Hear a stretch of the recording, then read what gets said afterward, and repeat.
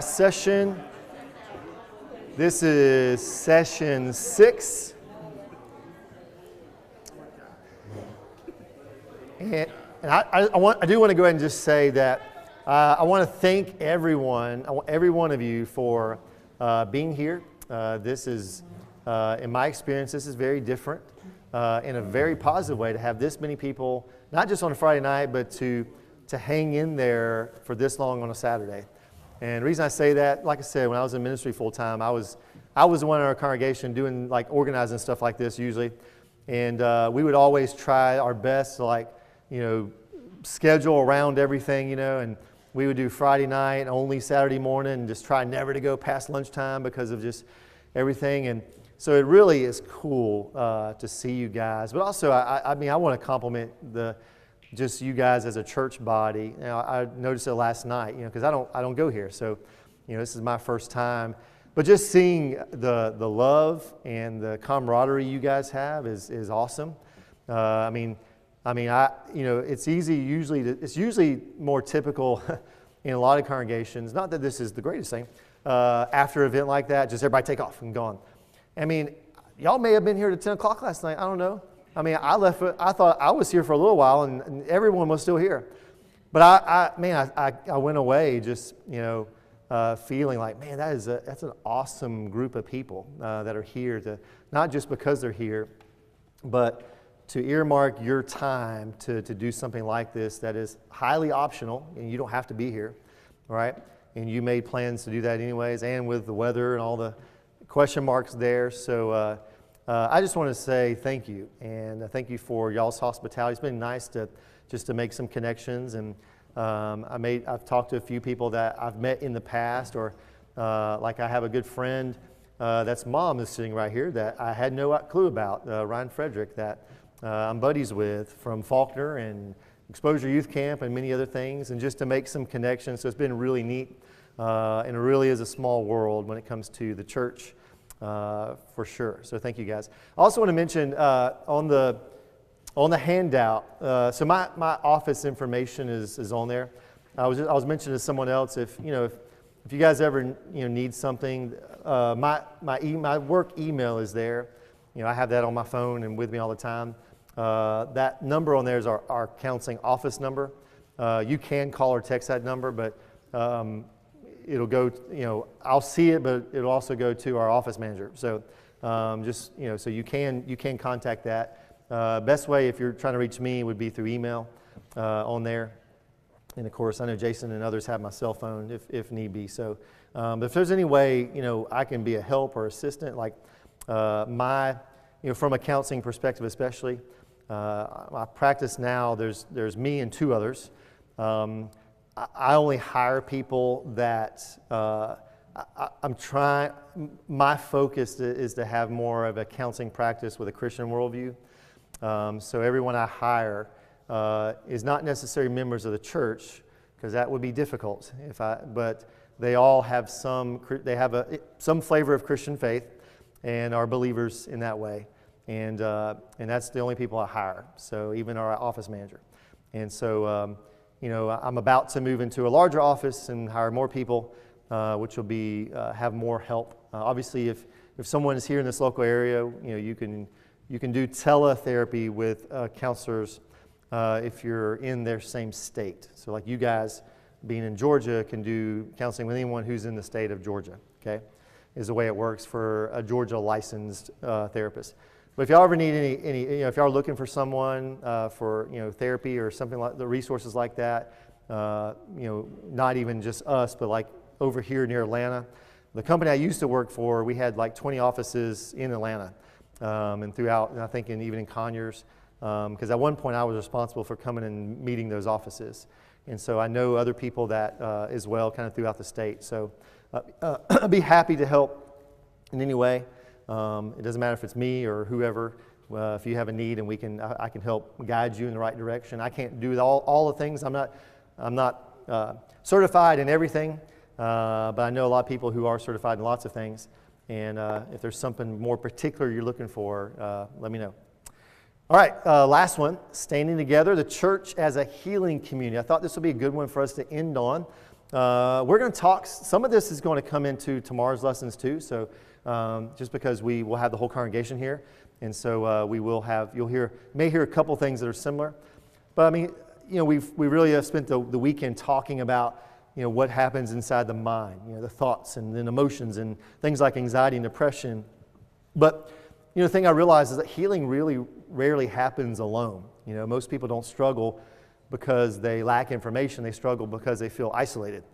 I want to ask you guys, and just a raise of hands. How many have ever struggled silently because you didn't want to burden anyone? I'm going to raise my hand too, okay? I've done the same thing. Okay, now hands down. Next question, how many have ever thought, I don't even know who would be safe to talk to? Okay, raise your hand. I'm the same way. Last one. How many of you have wanted to help someone but felt unsure what to say to them? I'm exactly the same way, okay? And I want you to think about it this way. That gap, right, between needing support and knowing how to give it is where many churches, I think, unintentionally kind of fail people. The church was never meant to really be a place where people pretend that they're okay. In fact, I think it's the opposite. I think if there's one place that we should be able to go and not pretend and be real and share our difficulty and share our struggle, brothers and sisters, it should be this place right here, amongst these people right here, And research, consistently shows that people who feel socially supported, they recover faster from emotional distress, experience less severe depression, and are more resilient under stress. Isolation doesn't just feel lonely. It actually worsens anxiety and depression. And Scripture has been saying, I think this long before psychology ever studied it, the thing that we realize is that burdens are always meant to be shared. Let me ask you this, what comes up for you? When I say burdens, like what comes to your mind? What do you think of when I say burdens? What's a burden? Problem, a worry?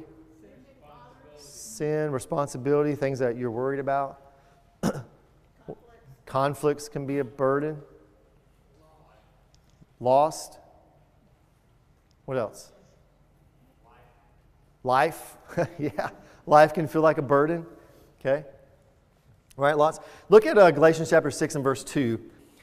And again, this passage, this is what it reads. It says, bear one another's burden and so fulfill the law of Christ. So here's the thing I want you to notice. Paul does not say avoid burdens. He assumes believers will have them. And a burden, to me, is something too heavy to carry by yourself. And so think about it. If we never share burdens, then we never actually obey this command, right? So here's the thing. A load, maybe there's a difference, right? A load is something you carry yourself. A burden is something that requires help. Okay? So a load is something you carry alone or by yourself. A burden is something that requires help. And maybe you can think about it this way. Like if you carry groceries, okay, that's a load of groceries. If your car breaks down, we're going to say that's a burden, okay? And then think about it this way. Anxiety, depression, grief, and trauma are not loads. They are burdens. In Romans chapter 12 and in verse 15, the passage says, rejoice with those who rejoice, weep with those who weep. Paul does not instruct us to have correction here. He instructs shared experience. Presence is often more healing than answers. Just as you guys mentioned, no one put correction, but you put lots of other things, encouragement, support, coffee, lots of other things, right? Why do you guys think we're more comfortable rejoicing with others than weeping with them? Why is that? Huh? It's easy. What else? Why is it easier to rejoice with someone than weep with them? In order to require a sacrifice. Doesn't it require sacrifice? Yeah, you have to be vulnerable in order to weep with someone. Okay, it's more difficult because you have to kind of take some extra steps and be vulnerable, which is, I don't think vulnerable is easy for any of us, by the way. Okay, what else? Why is it easier to rejoice than weep with people?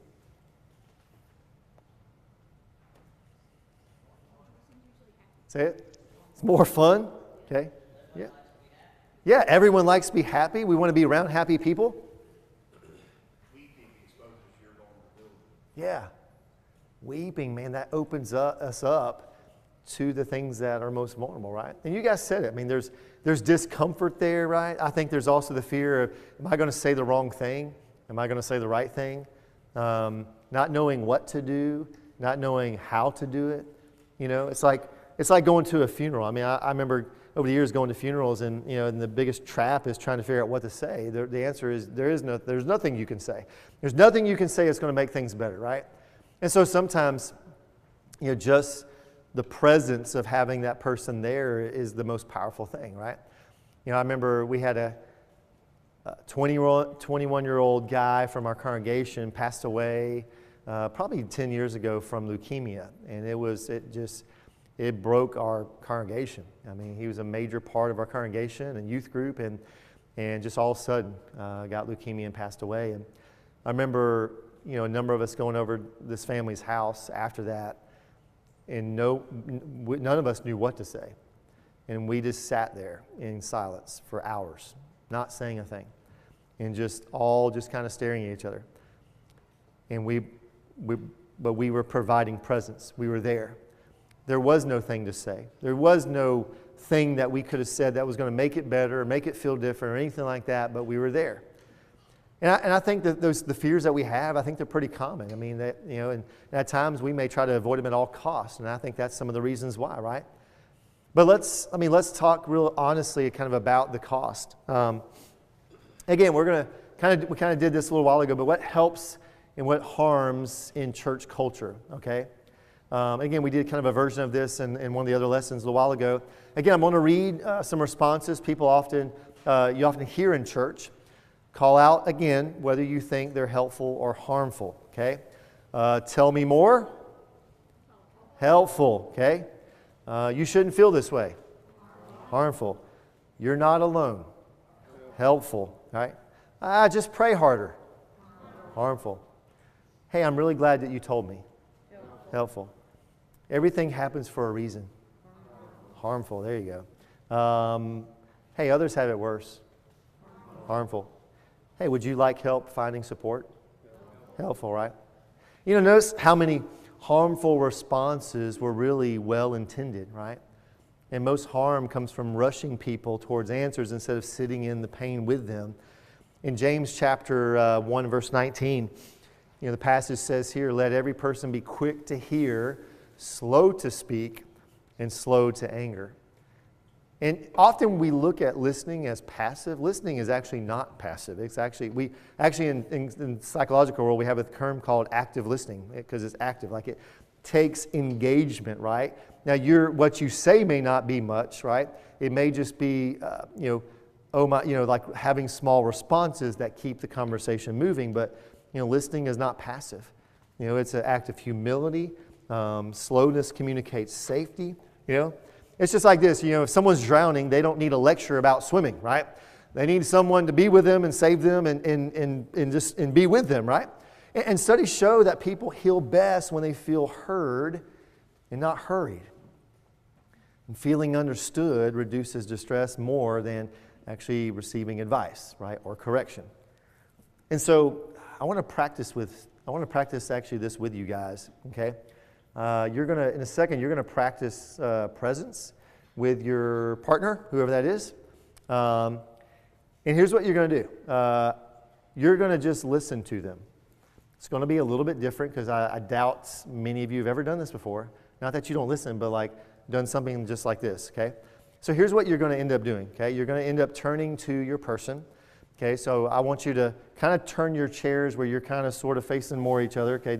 So that way you're not like sitting like this where you're not seeing each other, okay? I want you to turn your chair towards the other person, okay? You don't necessarily have to just lock eyes with them because that's not how we communicate normally, okay? Usually when we're talking, 80% of the time we're looking away, 20% of the time we look at them. When we're listening, it's 80% of the time we're looking at them, okay? So you don't have to stare at them. That's not what this is about. But what you're going to do is you're going to turn to that person and you're going to take turns. I'm going to time it, okay? For 90 seconds, you're going to listen to them for 90 seconds, and you're going to switch roles, and the other person's going to talk, and you're going to listen to them for 90 seconds.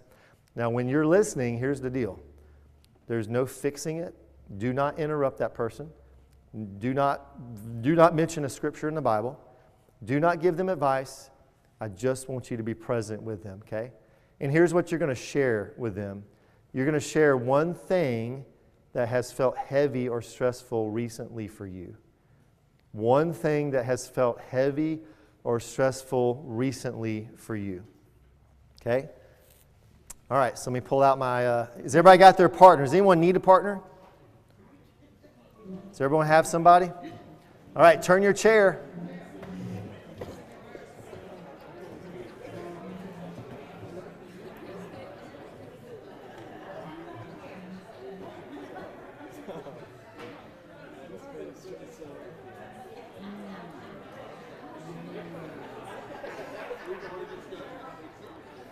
All right, here we go. You got 90 seconds. One person should be completely quiet. The other person is the talker. And then after 90 seconds, I'll tell you, and you're going to switch roles, okay? Remember, no fixing, no scripture, no advice. Just listen, okay? Here we go. Mark, set, go.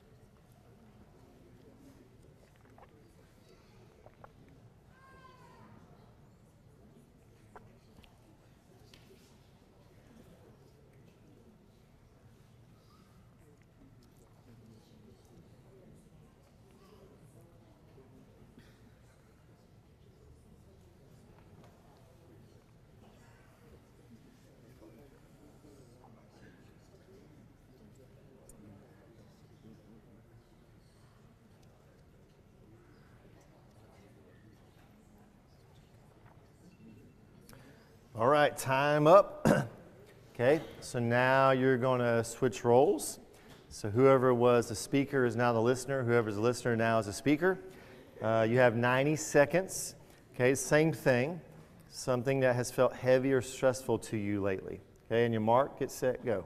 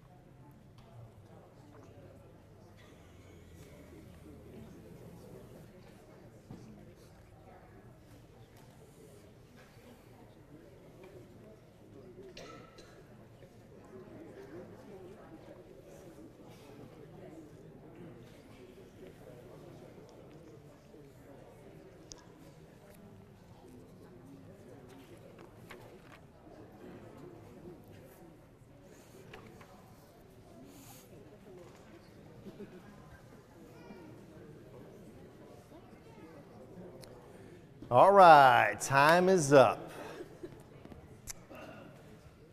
All right, so now I'm curious.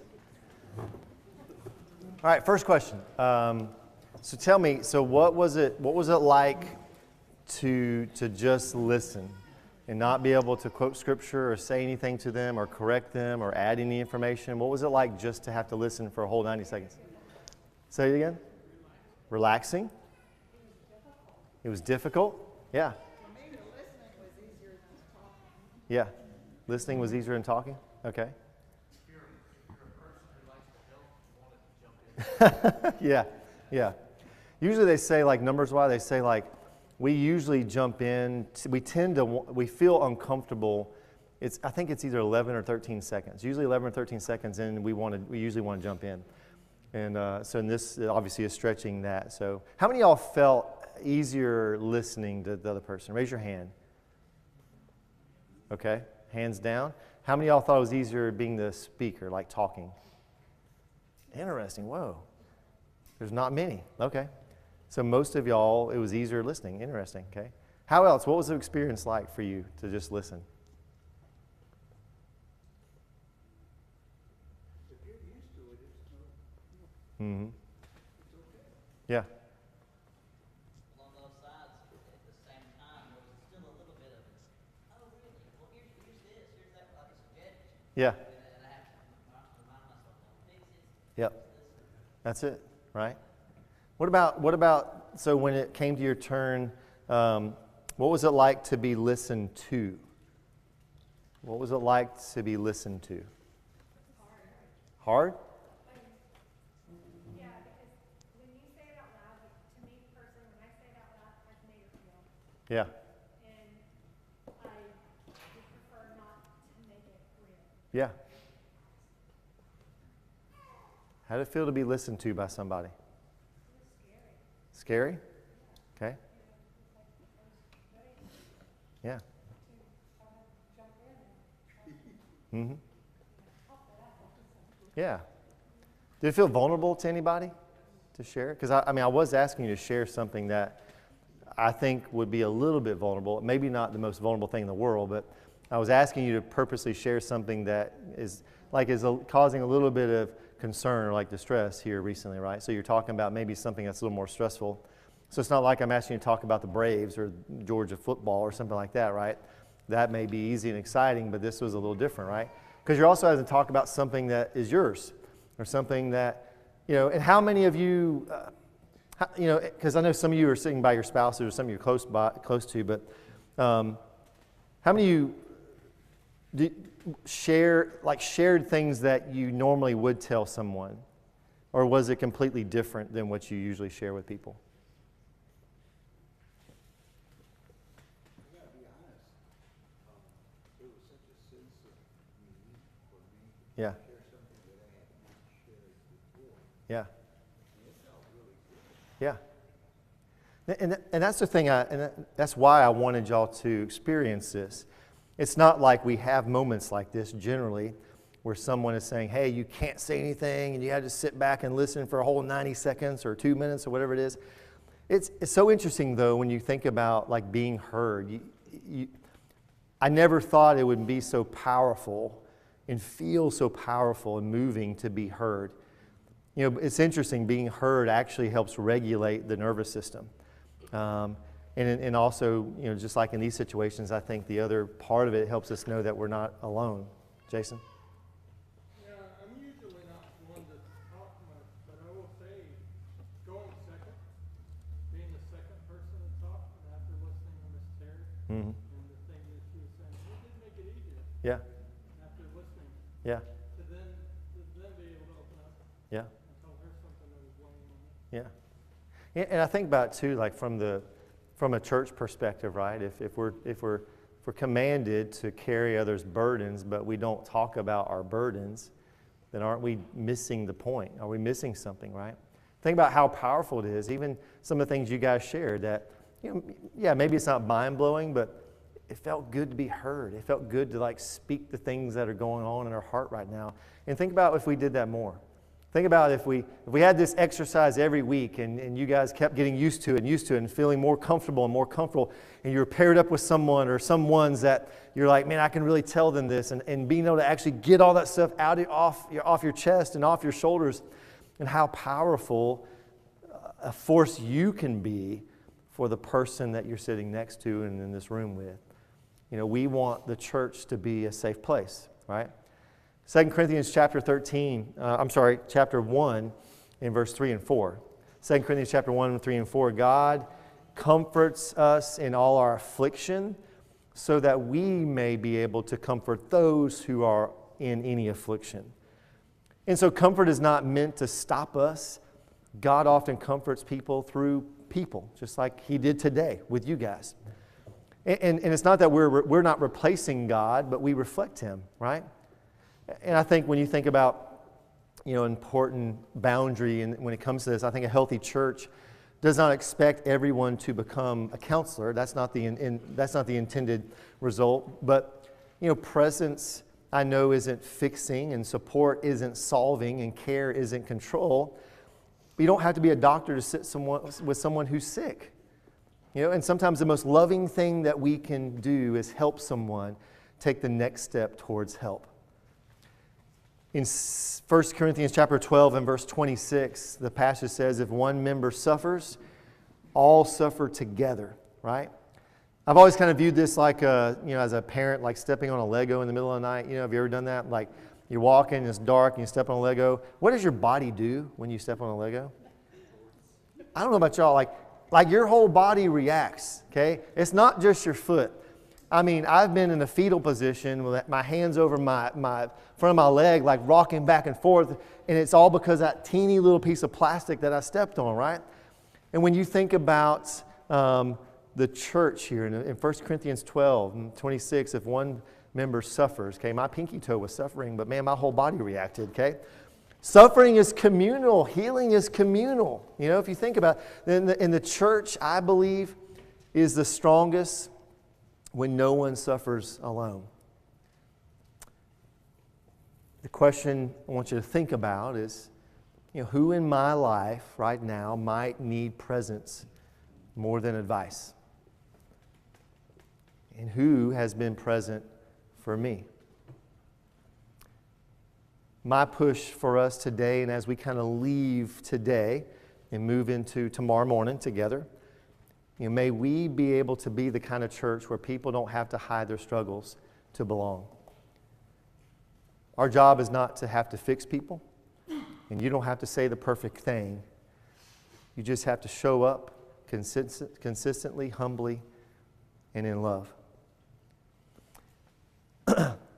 Again, I want to pause there. That kind of closes us up this afternoon. I just want to open it up for any questions you guys have. I know we've covered a lot of information. I know some of you have already asked questions, and I really appreciate y'all's very honest, wonderful questions. I may not be able to answer it all perfectly, but I'll give it a shot. Not a question, but something that I wanted to point out. When we're talking about the fact that we're never meant to struggle alone, I thought of a really great example, and that's Jesus himself. Yeah. He was carrying his cross. He didn't carry it alone. Simon of Cyrene carried it for him. Yeah. Well, I didn't think about it. I mean, even his journey, it seemed like no one around him was carrying grief or difficulty alone, And it's not just we have God that we can't see necessarily. That doesn't always, it feels different.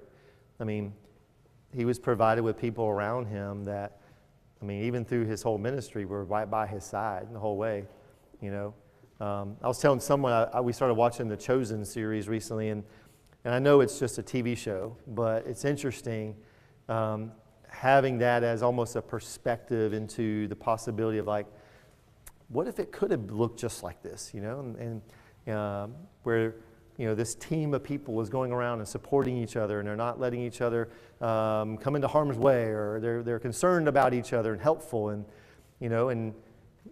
when we as a church come together, we become that strength along the way. Okay? Any questions?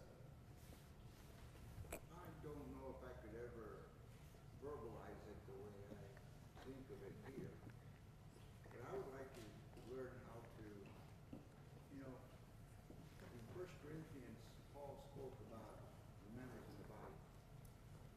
And he elaborated on how important each one is. Mm-hmm. And if you look at John 15, where Jesus says that he is the vine and we are the branches, and we're to remain Mm-hmm. Everything you discussed here involves, as far as relationships are concerned, being in relationship with Him and with one another. Mm-hmm. I just don't know how to be able to impress on myself and others that caring and carrying each other's burdens and listening and helping, stepping out of your comfort zone is all part of remaining in Him. Yeah. You understand what I'm saying? Yeah. And I think it's so crucial that we grow and mature to understand that. Yeah. I just wish I could know how to better put it together. Yeah. Because I think this is what Jesus is saying, to remain in Him. Mm-hmm. That's all part of it. I think a part of it is, just in my experience or what I've noticed, I feel like a lot of it, part of it has to do with proximity. You know, if we, as a church, are separated or not together, and we're not getting together, whether it's in this building or outside this building, I mean, we have to be in proximity to people to know their burden and know the load they're carrying or the burden they're carrying.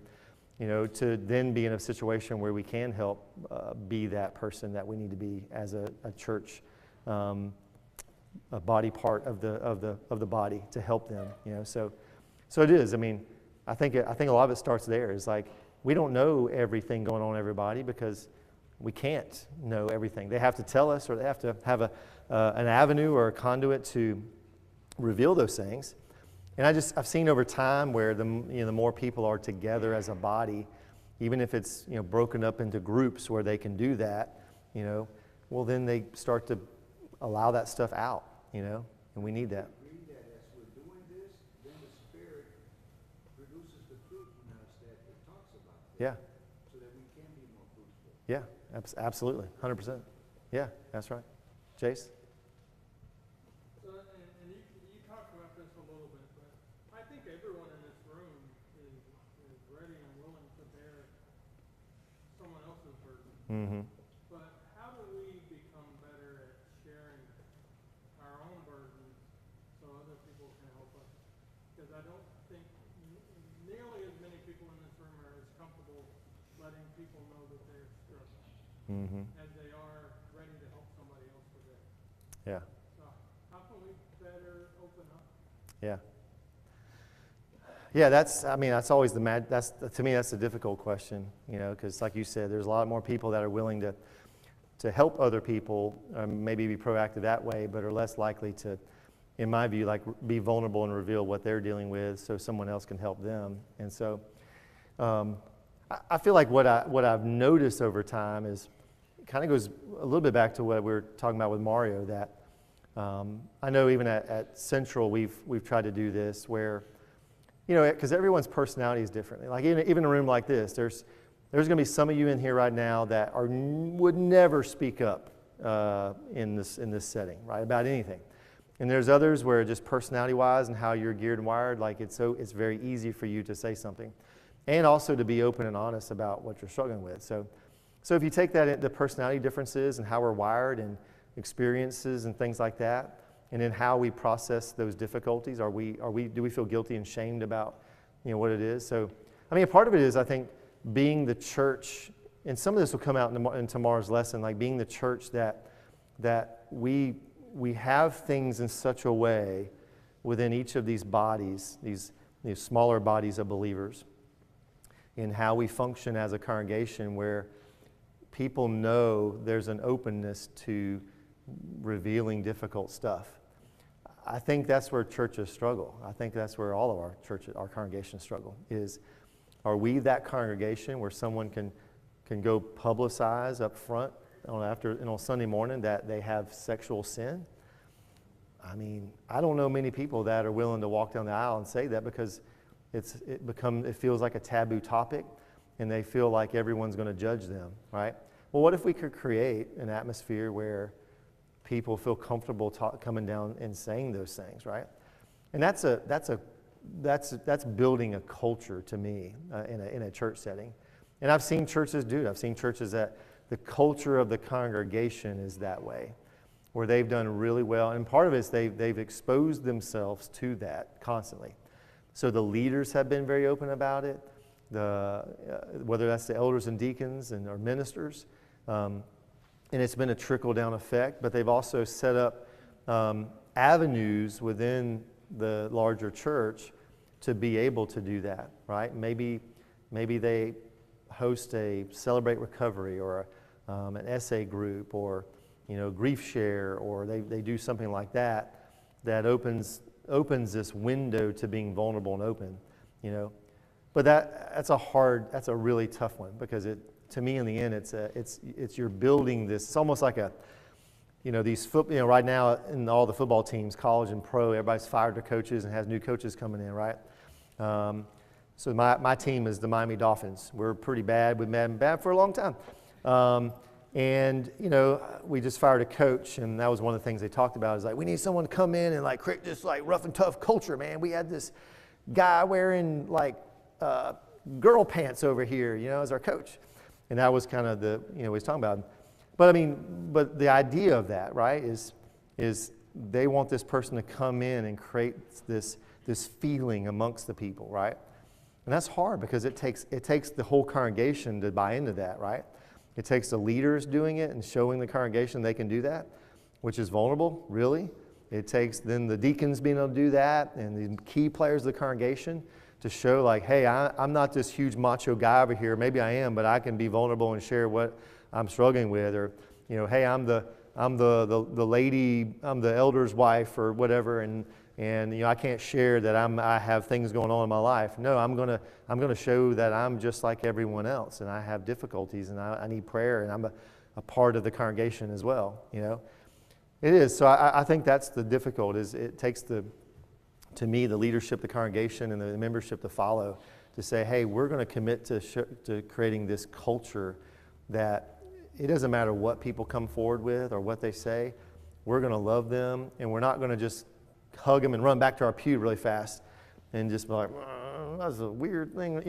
We're going to keep loving them over and over again, and we're going to keep showing up for them. And man, if a church can do that, you'll have everybody in this area at this congregation. And every church as well, our central as well. We don't do it perfect, but I know that's what it's going to take in the end. So if y'all have any ideas, let me know. Yeah,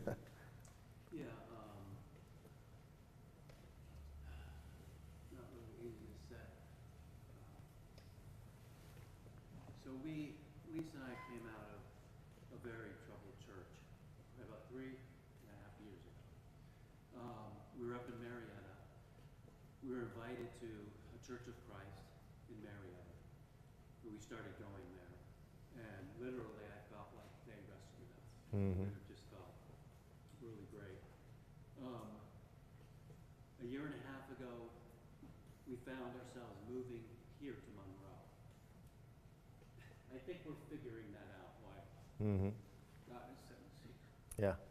But we knew that Piedmont Road and Oak Hill have pulpit ministers that are brothers. Mm-hmm. So we felt that connection, and we felt that we should come here Mm-hmm. and support Tate and his family and the church here. Mm-hmm.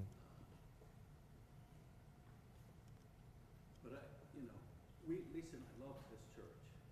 But I will say that, at least initially, it was difficult. Yeah.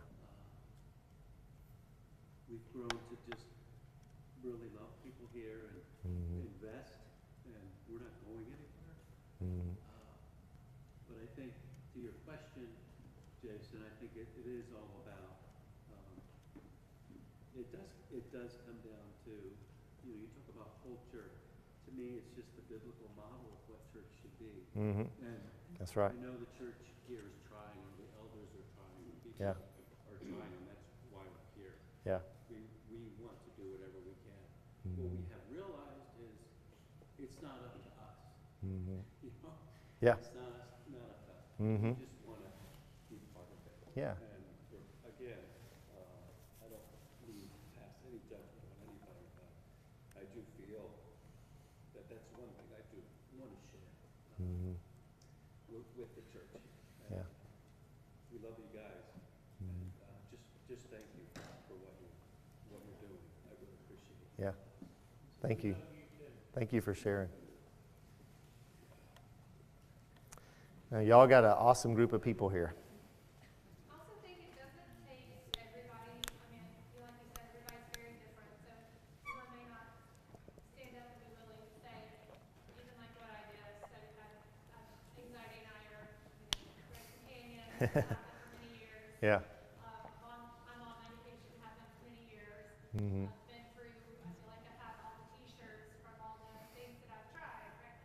Not everybody has to say that, but if one person is brave enough to say it, Yeah. then at least it makes it real so that others could go Mm-hmm. if they needed to somebody else and just, say Yeah. they're struggling.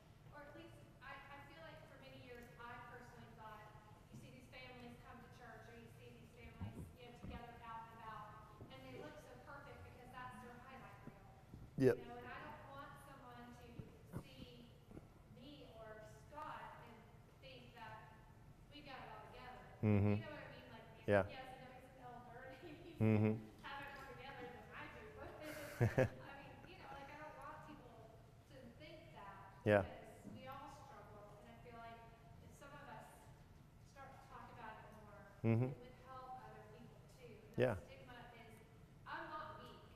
Me personally, I do not feel like a weak person because I have anxiety. Yeah. I know my life struggles, and I feel very strong in what I can handle. Mm-hmm. Now, it will knock me down, Yeah. but I'm going to get right back up. Yep. Eventually, I will. Yeah. So I don't feel weak by it. I want other people to feel that too. So Mm-hmm. it doesn't necessarily have to be an entire congregation admitting something about Yeah. struggles, but because just some of us do.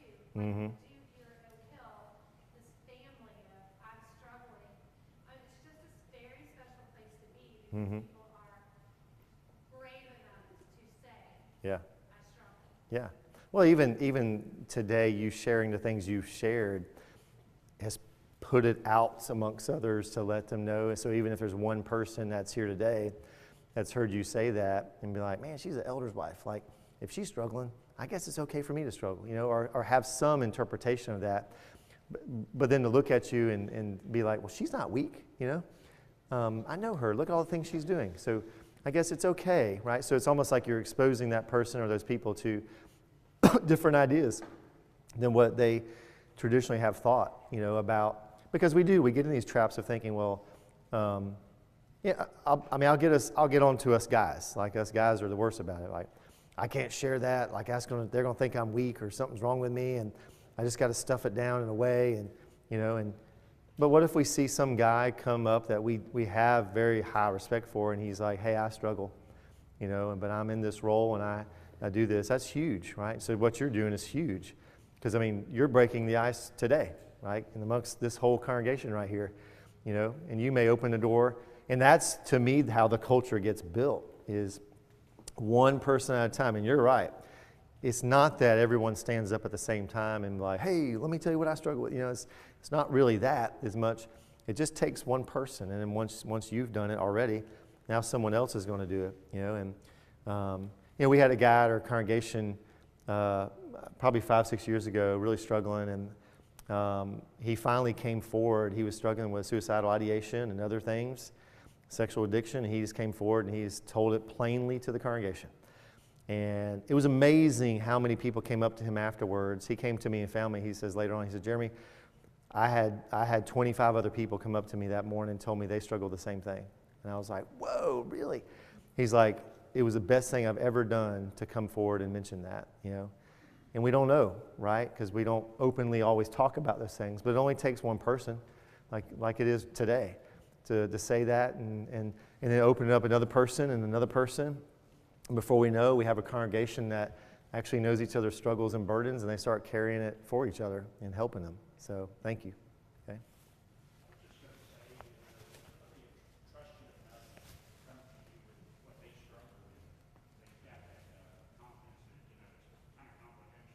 Yeah.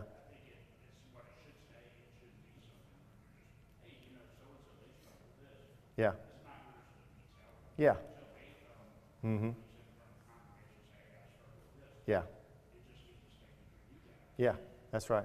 Yeah, because some of those things, if someone's going to go and say it to someone else, it's not theirs to tell, But you're right. So we do have to be careful with that, when people are talking to us. Society as a whole has had a stigma with mental health issues. Yeah. That it is shameful and you're broken, Mm-hmm. you're crazy, and Yep. for them, they don't have it together. Yeah. And it is more openly discussed, I feel like maybe since COVID. Mm-hmm. Because with everybody being shut up, a lot of it reared its ugly head. Yeah. And we should help each other more with that, because it is more common than what anybody thinks. Mm-hmm. And some are very reserved about sharing what those are Yeah. based on the stigma that society has Mm-hmm. put out there. Yeah. And unfortunately, yes, it is in the church. Mm-hmm. We should be there more for each other. Yeah.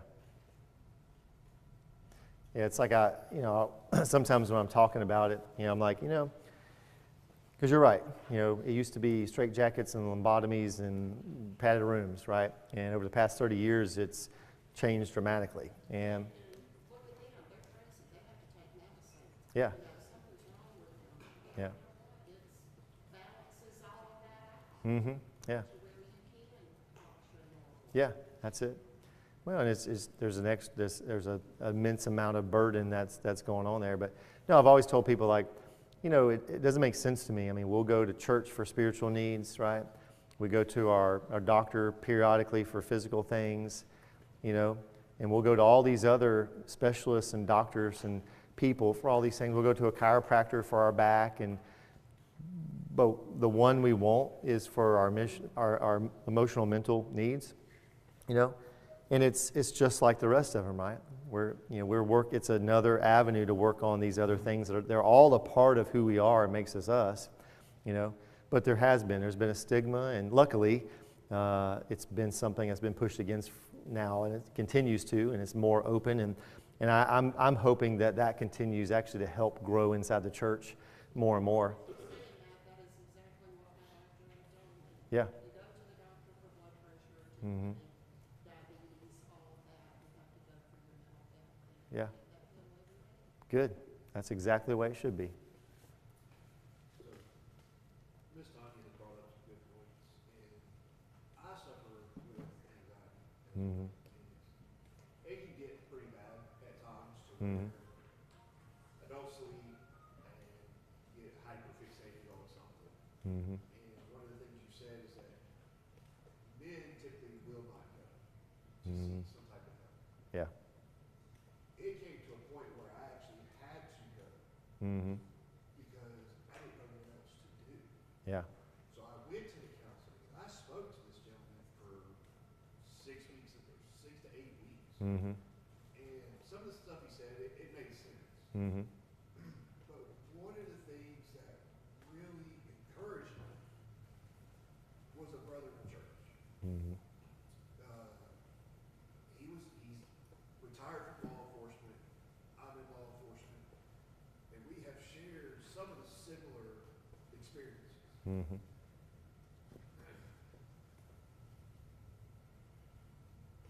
Very difficult to separate the two Yeah. and to compartmentalize those things. Mm-hmm. I'm sure I suffer from PTS, no doubt. Yeah. It's just undiagnosed. Yeah.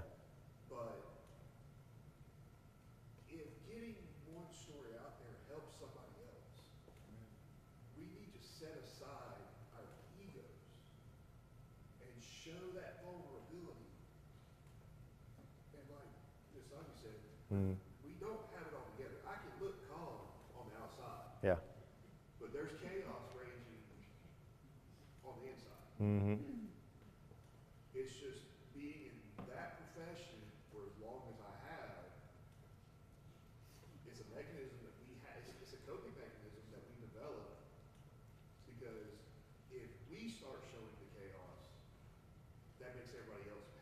Yeah. So I think it's good that we set aside our egos, especially among Mm-hmm. brothers and sisters in the church. Yeah. That's where we're supposed to go Mm-hmm. for that help. Yep. They don't have to be a licensed psychologist. They don't have to be Mm-hmm. somebody with a bunch of letters after their name. Yep.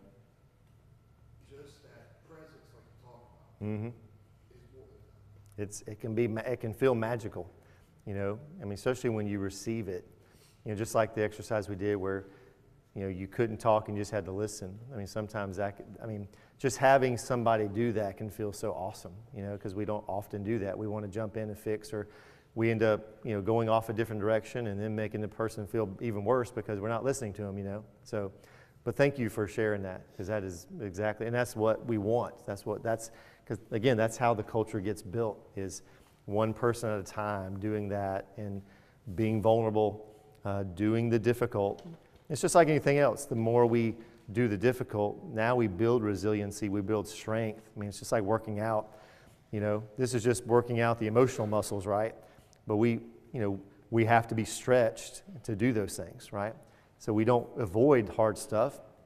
We deal with it, and as we face it, it helps us grow. It helps us grow mentally, emotionally, and spiritually, all in one swoop. Okay? Any other questions? All right. Well, listen, thank you guys so much for being here.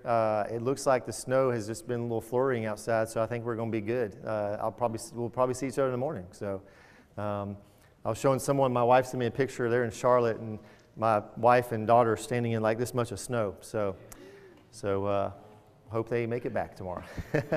Thank you, guys. Yes.